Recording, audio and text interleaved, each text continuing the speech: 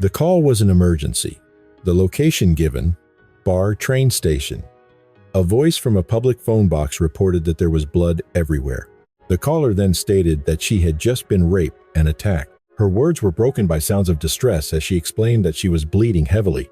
The dispatcher urged her to stay on the line. An assurance was given that officers were en route, with the instruction to please not move. In North Birmingham, a woman had filed a report of being attacked and raped inside a public phone box during the early hours of a Saturday morning. While she was being transported to the hospital for treatment, a forensic investigation was already commencing at the scene. It was immediately assessed as a profoundly brutal and vicious assault. The setting itself was unsettling. A rape inside a telephone box on a busy road in the dead of night. A woman who had just been enjoying a night out was no longer safe on her own city's streets. The investigation confirmed that the telephone box was the primary location where the incident occurred. The act was described as vicious and horrific, taking place at approximately 1 o'clock in the morning. Critical questions surfaced about the conditions at the time, the density of traffic, the quality of the street lighting details that were currently unknown. The forensic plan included carefully swabbing the offense location in an effort to recover any cellular material. The sheer audacity of committing such a crime out in the open was a deeply troubling element of the case. Investigators were astonished that apparently no one had witnessed the event or intervened. Crime scene coordinator Joe Ward began directing a meticulous examination of the phone box, searching for any trace evidence that might help police in identifying the assailant. A public telephone box presented inherent forensic difficulties. It was not a typical contained crime scene. The space was, by its nature, frequently used by the general public. This meant that any evidence would be commingled with the DNA and fingerprints of countless others, effectively contaminating the scene. Despite the challenges, initial marks were quickly visible stains that appeared to be blood. The blood patterns inside the phone box were identified as mainly contact marks, suggesting a bleeding person had touched those surfaces. Traces were found in one area and then more inside the structure itself. These specific locations immediately became a point of heightened forensic interest. It was clear the victim had been severely beaten, but investigators needed to know if the offender had also bled and if the victim had managed to fight back. The central question was the origin of the blood. There was immense pressure to quickly identify the person responsible for this attack. The phone box was located near the train station, adjacent to a bushy area. As the scene was being processed, detectives from the Specialist Rape and Sexual Assault team gathered for an emergency briefing. The briefing opened with the known facts. A lone woman, leaving the Witherspoons' public house, had been brutally raped and assaulted inside the phone box. With the time and place of the attack established, the singular focus for the investigation that morning was the identity of her male attacker. This assault was categorized as a stranger rape. There was no pre-existing relationship. The victim and attacker did not know one another. It was a straight abduction from the street. While such attacks are relatively rare, they pose the greatest challenge, connecting two people who seemingly have no link whatsoever. The objective was to find a way to place these two individuals in the same location at the exact same moment. An officer named Adele, who had been attending to the victim, was asked to provide an update, as her injuries were understood to be horrendous.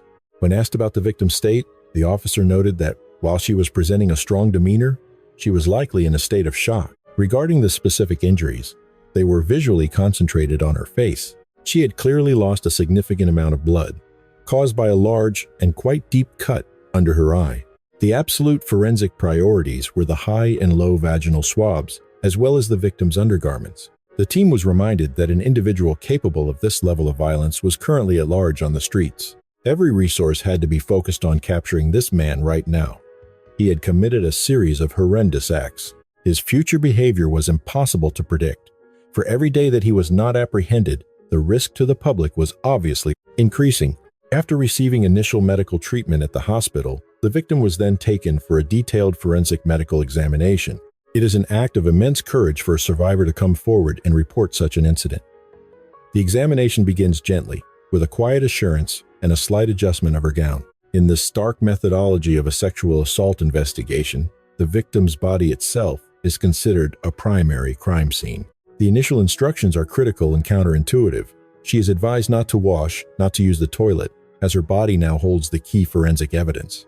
This evidence, traces of DNA, might be recovered from intimate swabs or from her clothing. The examiner's voice remains steady, a constant reminder that she is in control.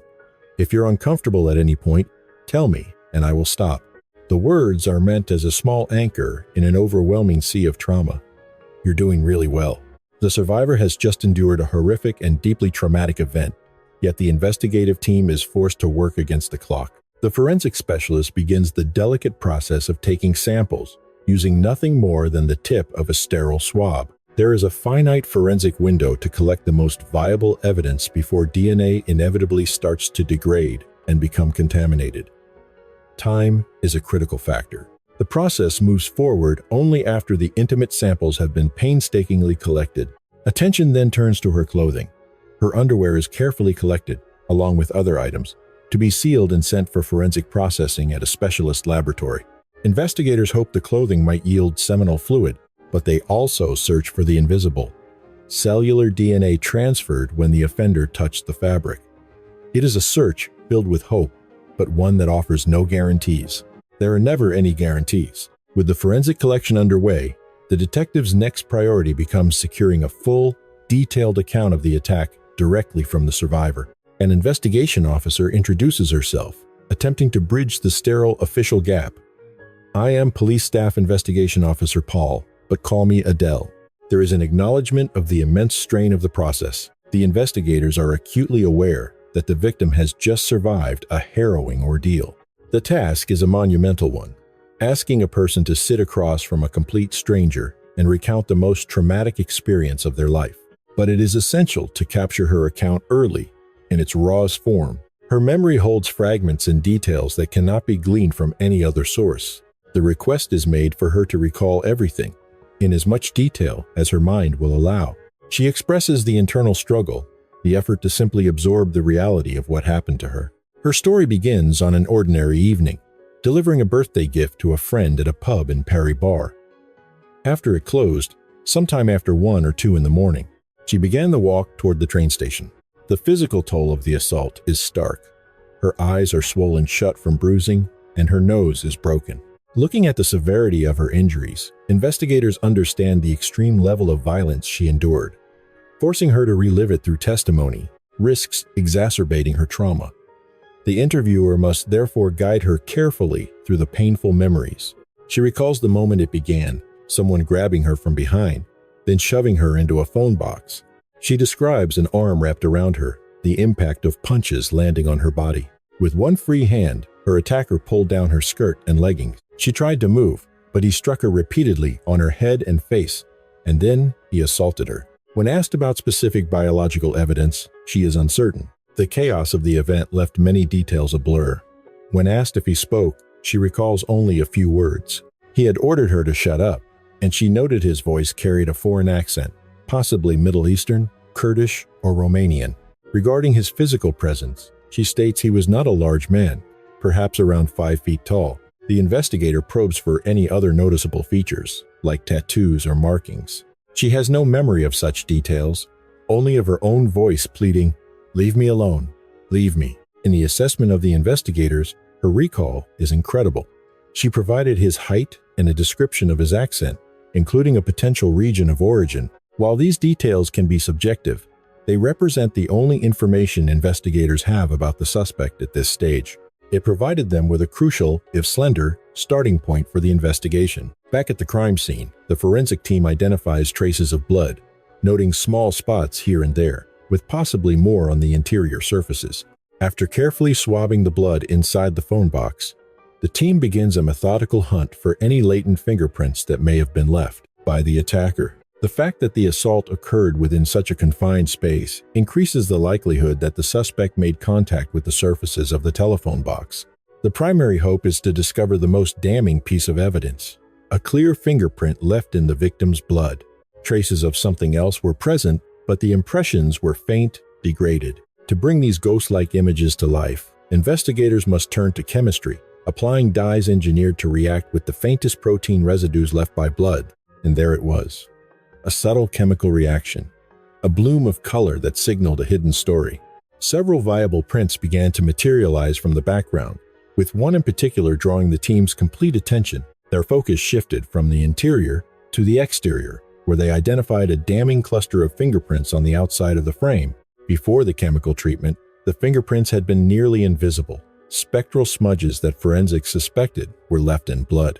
But the revealing agent cast them in stark contrast, sharpening the patterns. This enhancement provided the clarity needed for a definitive identification by the Fingerprint Bureau. High-resolution photographs of the developed prints were immediately fast-tracked to the Bureau for a crucial cross-reference against the National Police computer.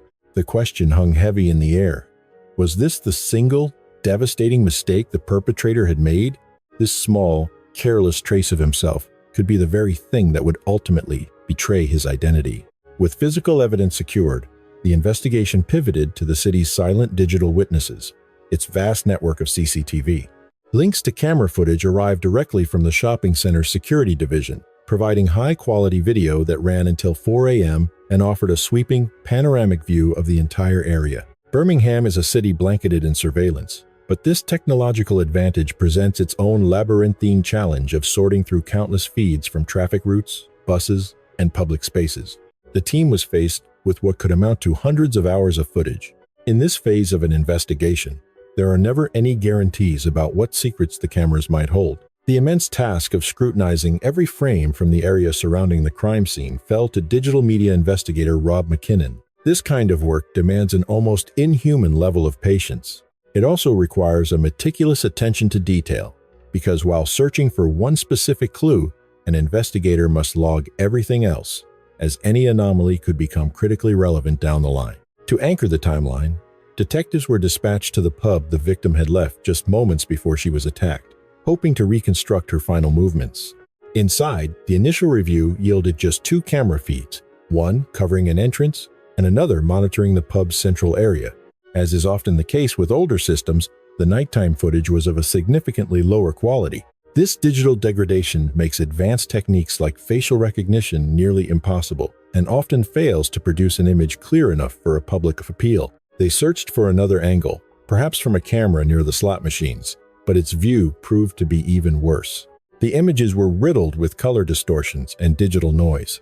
The way pixels blurred together during any movement made it profoundly difficult to decipher exactly what was happening in the grainy footage. To piece together a clearer picture, the investigator began to cross-reference multiple cameras, narrowing his focus to the critical time frame between midnight and 2 a.m. The one solid piece of information they had was the victim's point of origin, the pub. That became the investigation's starting point. The objective was to scrutinize the surveillance covering that location, hoping to pinpoint the precise moment the suspect and the victim's worlds first collided. He analyzed a camera positioned near the train station, a location that seemed distant from the pub. But it was a deceptive perspective. The station was merely on the other side of the road. The search was for aberrations in human behavior, for individuals acting without purpose, people lingering by themselves, perhaps watching, waiting. At 1:26 a.m., a figure came into view, hanging back for several minutes without any clear reason. At this exact moment, the victim was still inside the pub. The investigator homed in on this lone man. The figure then began to wander, and the investigator tracked his aimless path as he loitered in the shadows between the pub and a nearby phone box. At approximately 1:43, the victim finally emerged, crossing the road toward the station. At that same instant, the man reappeared, his movements now intersecting with her path, heading toward the same destination. What she couldn't possibly know was that he had already slipped around a corner ahead of her, lying in wait. He briefly walks out of frame, only for the victim to appear moments later, walking unknowingly into the trap. The next camera in the sequence captured the brutal reality of the attack. The investigator's chilling presumption was confirmed. The man had been there all along, waiting for her. For a veteran of countless grim cases, it was the worst footage he had ever been forced to witness, marked by a level of sustained, savage violence. In this line of work, emotional detachment is a necessary tool for survival. One cannot become invested in every piece of horror that crosses the screen. But there are some images that defy that detachment, scenes that will stick with an investigator forever. This was one of them. The only way to process such an event is to channel that horror into cold determination, a singular focus on finding the one responsible. Even as he is seen running back past the camera, vanishing into the night, the assailant vanishes from view, stepping beyond the reach of the city's cameras and melting into the darkness. A veteran officer would later state that in his 24 years of policing, No piece of video evidence had ever delivered such a visceral, disturbing impact. Yet, as monstrous as the crime was, the attacker's own brazen violence offered a sliver of hope. Investigators believed his recklessness may have forced him to leave behind the kind of forensic evidence a more calculated predator would have avoided. While the assault had been captured on surveillance cameras, the image quality was too poor, the pixels too distorted for law enforcement to make a positive identification of the offender. With the digital trail running cold, detectives turned their focus to the physical world, pinning their hopes on bloody fingerprints lifted from the phone box. Before them was a digital photograph displaying the intricate ridge detail of a print rendered in the victim's blood on the phone box's exterior.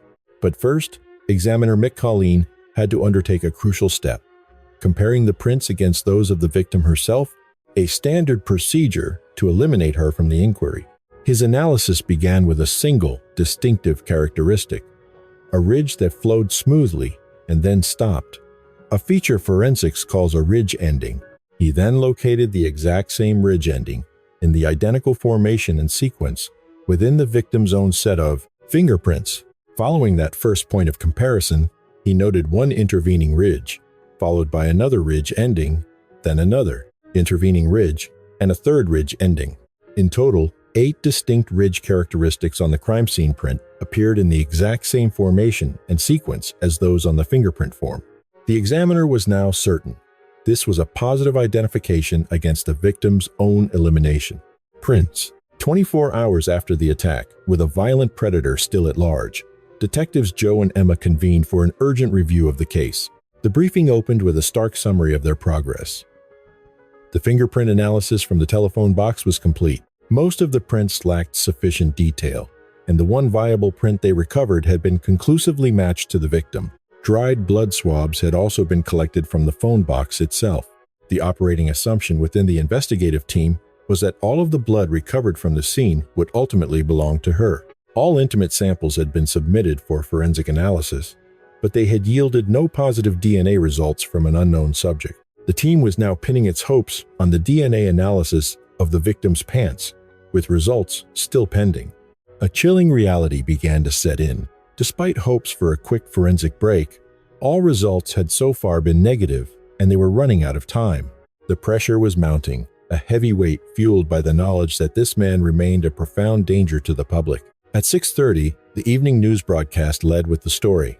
The very latest local news for Birmingham, the anchor began, from ERNB News. The report detailed a police investigation into a violent rape and assault in Perry Bar, confirming that West Midlands police had been called to Warsaw Rose during the early hours of Saturday morning.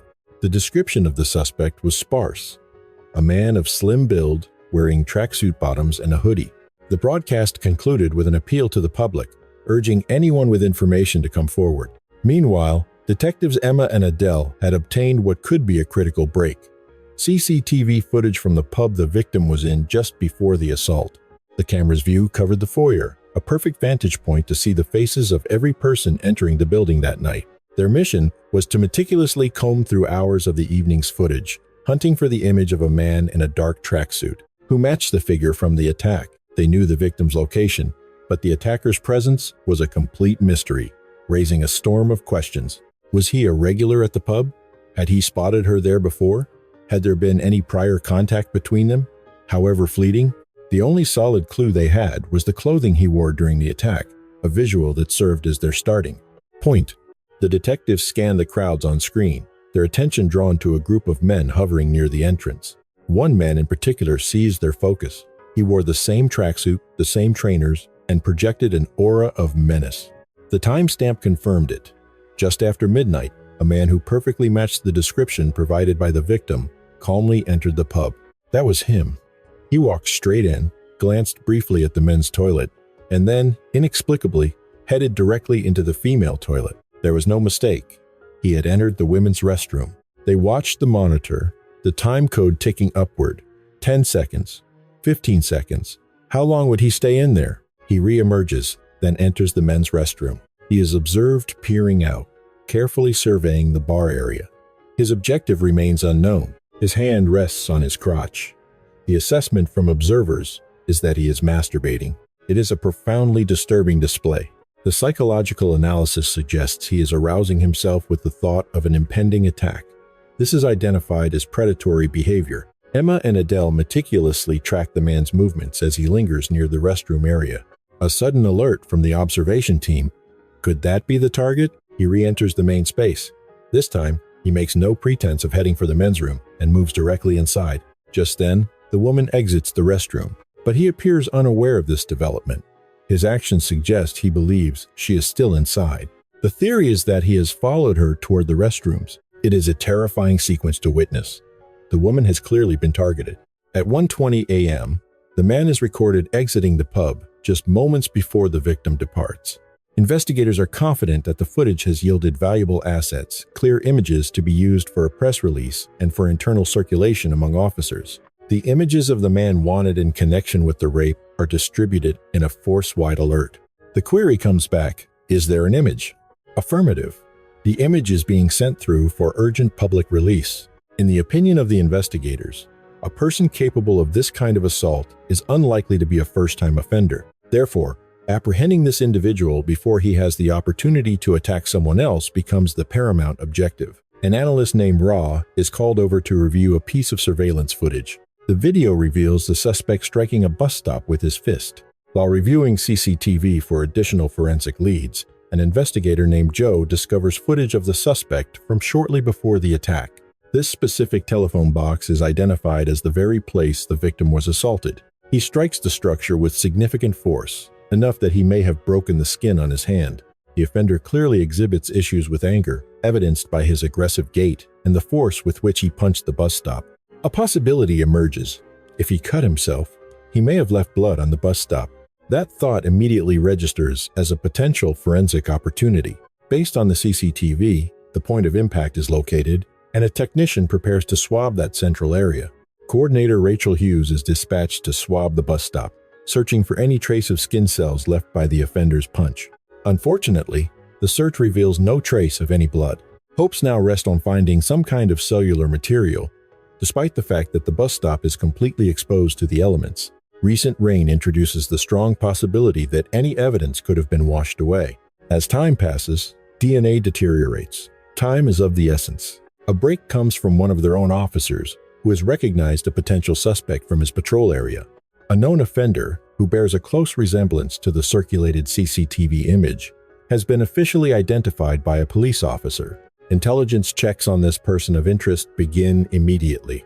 His record shows he was interviewed in late 2019 regarding an assault with intent to cause serious harm and again for a malicious wounding. At the end of 2017, he was interviewed for another assault with intent to cause serious harm. A clear history of violence is established, which aligns with the victim's statement that it was a vicious attack. Her account matches the suspect's profile. She stated he grabbed her from behind and continually struck her with blows to her face and head. When asked what he was using to hit her, she replied, "His hands." When asked to clarify if he used his arms or his fists, her response was definitive, fists. She explained that everything happened incredibly fast, leaving her memory clouded. She was apologetic for her state of confusion. The department's systems contain prior images of the suspect. The resemblance to the man in the surveillance footage is striking. The hair, the estimated age, every detail seemed to align. In the minds of the investigators, this was potentially their suspect. For the lead detective, it was absolutely critical that they bring him in immediately. The team knew they had to act fast. No one was going home until the man was in custody. The thought of him walking the streets was unacceptable. He could not be allowed to remain free a second longer. An arrest team moves directly to the suspect's address. He is intercepted on the street. "Please stop. What's going on?" he asks. The officer informs him he is under arrest. For what? The charge is stated plainly. For rape. The man's disbelief is immediate. For rape? Are you being serious? Are you serious? He repeats. That's a big allegation.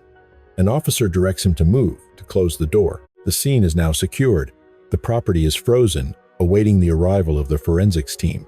The lead investigator believes a search of the premises is the next logical step to locate any potential evidence. In his professional opinion, the man bears a significant likeness to the attacker. Another officer confirms the assessment. It is, he agrees, a strong likeness. 2.5 days after the assault, police have a suspect in custody being processed and questioned about the reason for his arrest. "Where's the proof of this?" he demands. "Have you got proof of this?" Crime scene coordinator Joe Ward gets a call from Detective Adelia. With a man in custody, the next phase needs to be planned. The time had come, she explained, to map out a comprehensive forensic strategy. He was in agreement. When a suspect is in custody for a sexual offense, the primary goal is finding any trace of DNA that belongs to the victim. The perpetrator was captured on CCTV, but such footage is circumstantial.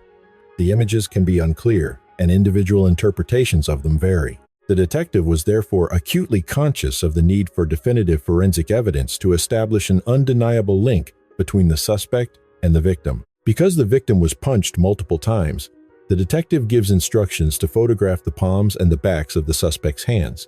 The procedure would also include fingernail clippings and scrapings, a search for the victim's DNA that could be trapped underneath. The theory is that even if the suspect washed his hands, microscopic traces of blood might still remain lodged beneath his nails. The detective confirms that sexual assault swabs are also a key part of the examination. He is being held in a dry cell, the detective is told, and all procedures will be completed by medical staff at the custody suite.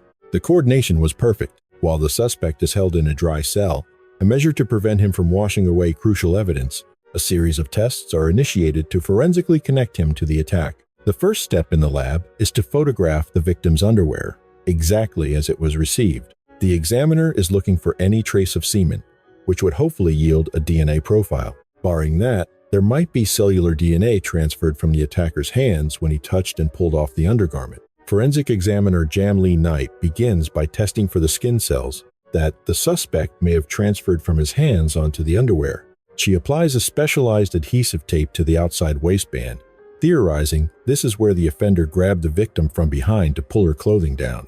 Her objective is to target any area the suspect might have come into contact with.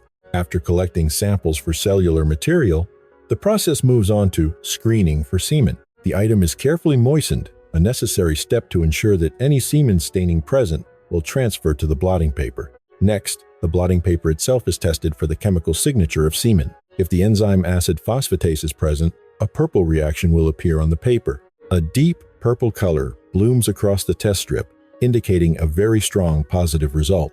While the underwear is sent for more advanced DNA testing, detectives in another location are preparing to question their suspect. The lead detective has a long list of questions for him.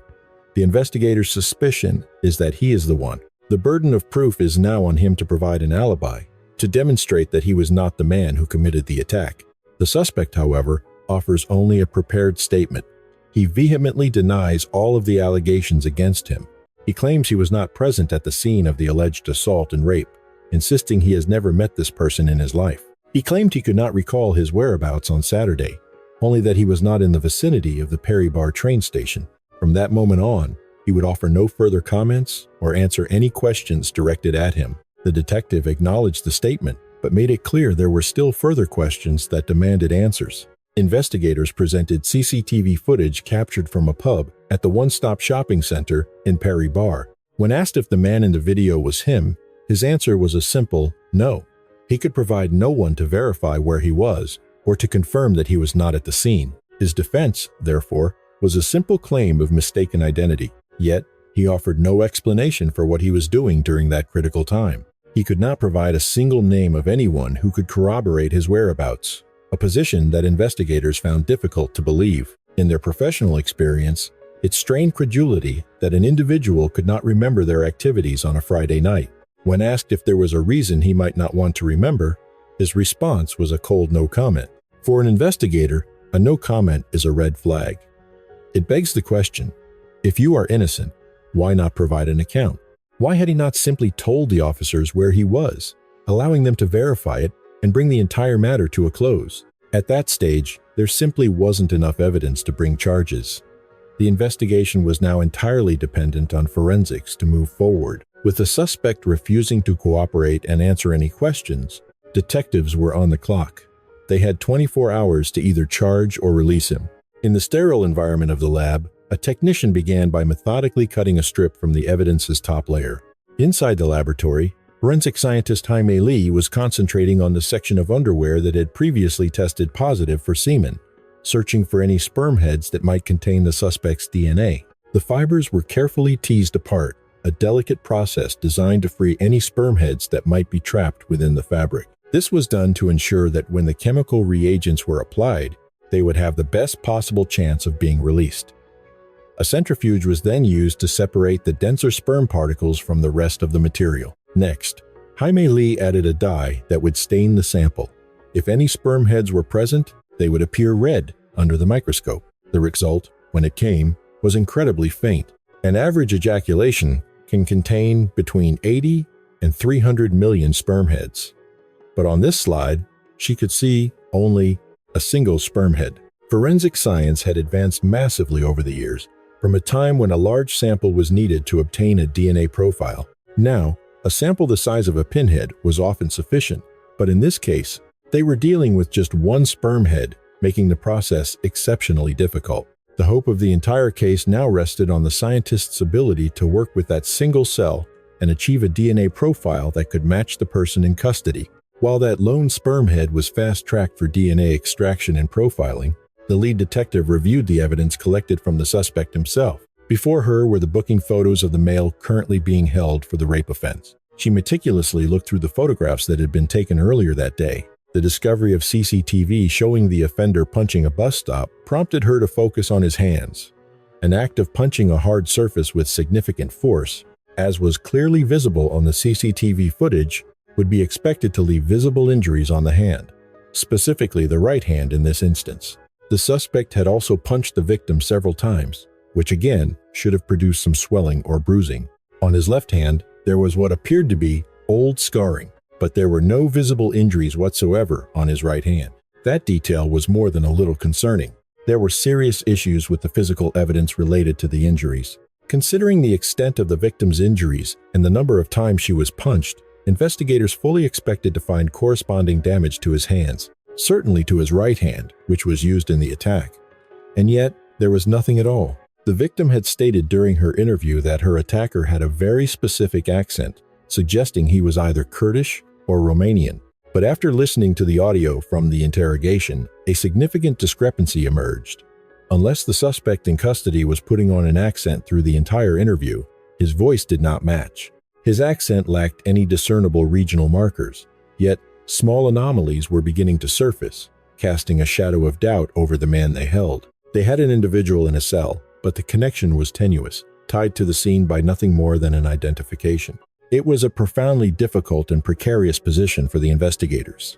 What they desperately needed was a forensic link to confirm their theory, a trace of DNA to prove they had the right person, or to set him free. As the 24-hour custody clock threatened to expire, detectives were granted a critical 12-hour extension. It was a narrow window to pursue their remaining lines of inquiry. The first piece of surveillance footage captured after the offense was their only lead. It showed a figure walking up Birchfield Road, while the suspect in custody offered no explanation for his movements. An investigator named Rob undertook the painstaking task of expanding the CCTV search radius to 3 miles from the phone box, a manual and deeply time-consuming part of the job. They had recovered hundreds of hours of footage, all of which had to be meticulously reviewed. The team employed a track-and-trace principle, identifying where a subject moved off camera and then searching for their reappearance on a different system down the road. The objective was to find the next camera along any potential route. In the next piece of footage they found, he materializes on the left side of the frame, walking toward the right. Then, just a few minutes later, a second male, distinguished by a green jacket, is seen walking in the same direction. Rob had uncovered footage that appeared to show the suspect in the company of another man. This occurred 15 minutes after the assault, but the identity of the second individual remained unknown. They were certain, however, that he was not involved in the actual crime, as the original footage clearly depicted a lone assailant. On the screen, 2 figures, the men they had been tracking, could be seen moving on the left-hand side. But it was something else, in the corner of the frame, that drew their attention: a dark-colored van. It looked to be blue, its lights switched on, and the doors appeared to open and close. At around 2:40 in the morning, the van's lights illuminated the street, and it drove away, revealing that 55 minutes after the crime, the suspect had a getaway vehicle. The investigation now had a new, singular focus. They needed to find that blue van, the primary link between the suspect and the scene. Employing automatic number plate recognition technology, the van was tracked from the moment the offender departed until later that same morning. Then, a breakthrough. They had located the vehicle. After identifying the van's license plate, it was only a matter of time before detectives connected it to a specific address. The name that surfaced was Cornell Gabriel Philip Patch. The physical description was a match. A closer look at the moving footage revealed that even the suspect's hairline seemed to align with the man in their files. Look, just like that, they had a name. Police had now identified a second person of interest, 21-year-old Cornell Filipacci. They had a name, an address, and knowledge that he was driving that van right after the attack. But at this stage, it was all circumstantial. It was imperative they bring him in for questioning as soon as possible. In a highly unorthodox move, despite already having one man detained, an order was issued for Filipacci's immediate arrest. The command echoed through the door. Police, please open the door. Open the door or it will be put in. Inside, they found their man. You're under arrest on suspicion of rape. The commands were sharp and direct. All right, stand up, turn around, sit down. What's your name? Let's go. 3.5 days after the assault, Cornell Filipacci was brought into an interrogation room to be questioned. What's your name, please? He confirmed his name was Cornell and acknowledged that he understood the offense was rape. Okay. What language would you like to speak in? Romanian, he answered. When asked about his work, he replied, I can't speak with you. The arrest of a second suspect presented the senior investigating officer, Emma Watson, with an extraordinary dilemma. 2 suspects were now in custody. Only one of them could have committed the crime. The lead detective was hesitant to release the first suspect, plagued by a persistent doubt that they might be letting the right man go. Officers had made the initial identification, and the man in custody was a known violent offender. The duty to protect the public from a potential predator weighed heavily on their minds. But then there was Cornell Filipacci, a name with Eastern European roots, which corresponded precisely with the victim's description of her attacker. His accent was a match, and his face appeared to align with the figure on the CCTV footage. Yet, without definitive forensic evidence, it was impossible to be certain. The investigation moved forward. The next critical step for police was to secure any potential DNA evidence that could forge a direct link between Filipacci and the victim. He was instructed to open his mouth for a swab. Even days after the crime, forensic opportunities could still exist. There was always the chance he hadn't washed his clothing, or that he had yet to shower since the attack. His hands were examined next. Intimate swabs would be meticulously analyzed for any trace of the victim's DNA. A closer inspection of his hands revealed small, yet significant marks. When asked if the marks could be photographed, the suspect's demeanor shifted, becoming uncooperative. He insisted he wasn't stupid, a sentiment the officer mirrored. The suspect relented, his consent clipped and terse. A photograph was just a photograph, nothing more. There would be no problem. The images were captured. The visible injuries on the suspect's hands were an encouraging development. Now, he would be forced to account for them. Inside the stark interrogation room, the process began. He was asked to state his full name for the record, Cornell Filipacci. The allegation was read to him. He was under arrest for the offense of rape. He was asked to account for his whereabouts on the late night of January 17th into the early morning hours of the 18th. The response was a cold, flat, no comment. He was then asked if he had visited a Wetherspoons pub that night. Again, no comment. Investigators presented the surveillance footage, pointing out a figure believed to be him, striking a female 3 times in the face and head. They asked if he was the man in that footage. No comment. Did he drag her to a phone box? Did he pull down her underwear? Did he vaginally rape this female? The same answer every time. No comment. The questions turned psychological, probing his motives. Did this type of act excite him, preying on vulnerable, lone women? No comment. A deep frustration settled over the investigators. The best evidence they held was purely circumstantial. The CCTV footage too grainy to provide a clear identification of the attacker. Unless the forensic tests yielded a breakthrough, conclusively tying one of the men to the assault, detectives could be forced to release both suspects. In a specialized laboratory, technicians were working against the clock, attempting to extract a DNA profile from a single sperm head found on the victim's underwear. The lab's report was finally sent to the lead detective, Joe. The call came in. It was Joe, his voice tight with anticipation. He had just received the lab's update on the evidence recovered from the underwear. A single sperm head had been observed. but the final result was inconclusive. The sample was simply too weak. The news was a gut punch, a deep and bitter disappointment. The hope for a definitive name had vanished, with everything now resting on further, less certain testing of cellular DNA. It felt like a massive, perhaps insurmountable, setback. The delicate process of extracting a profile from such a minute sample had failed, and with it, the investigation's strongest lead had evaporated. A deep sense of worry began to creep in. With the police lacking any forensic link to either suspect, a legal deadline to charge or release them was rapidly approaching. Only one last test remained. A full DNA profile had been extracted, not from the sperm, but from skin cells left on the underwear where the attacker had touched them. The lab report showed a clear primary profile matching the victim, but it also revealed additional genetic components, indicating the undeniable presence of only one other person. Senior forensic reporter Charlotte Hargreaves prepared to compare the genetic profile against the two suspects in custody. The first step was a direct comparison with the DNA profile of the initial person of interest. The results showed a marker at 21.227, but when cross-referenced with the primary stain, no corresponding 21.2 or 27 was found. Another area of his profile read 14.25 and 215, yet an examination of the evidence stain showed a complete absence of a 14.2 or a 15. The conclusion was scientifically undeniable. This individual had not contributed DNA to the sample. Charlotte Hargreaves had just demonstrated that the DNA of the first suspect was nowhere to be found on the victim's underwear. She then turned her attention to the second suspect, Cornell Filipacci, and immediately a connection emerged. A marker at 16 was a clear match. Moving to the next genetic location, she observed markers at 13 and 16.2. The pattern was unmistakable. Those same two DNA components appeared consistently throughout the sample. Every one of his genetic markers was represented, even in the smaller, trace components of the evidence. In her expert opinion, the DNA profile of Cornell Filipacci was a definitive match to the components isolated from the crime scene. A statistical analysis of the findings revealed a staggering probability. The DNA was 1 billion times more likely to belong to Cornell Filipacci than to any other individual.